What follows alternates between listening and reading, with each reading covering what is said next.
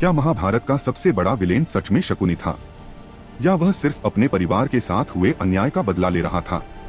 महाभारत का नाम आते ही सबसे पहले जिस व्यक्ति को विलेन कहा जाता है वह है शकुनी मामा। लेकिन उसकी कहानी जितनी दिखाई जाती है उससे कहीं ज्यादा दर्दनाक और रहस्यमयी है। शकुनी गांधार का राजकुमार था।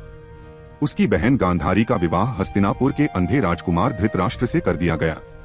कहा जाता है कि यह विवाह राजनीति और दबाव में हुआ था।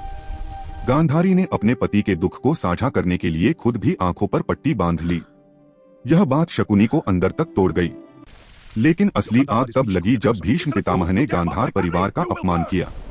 कुछ कथाओं के अनुसार शकुनी के पिता राजा सुबल और पूरे परिवार को कैद कर लिया गया।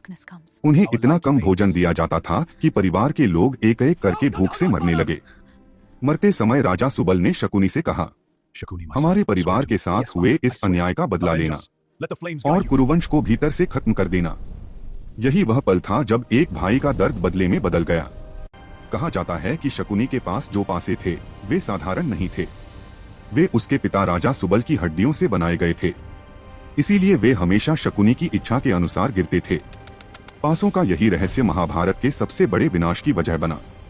शकुनी ने दुर्योधन के मन में पांडवों के प्रति ईर्ष्या और घृणा भर दी।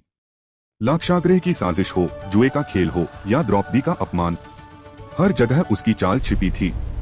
लेकिन सवाल यह है, क्या वह सिर्फ बुरा था या अपने परिवार के साथ हुए अन्याय का बदला ले रहा एक टूटा हुआ इंसान?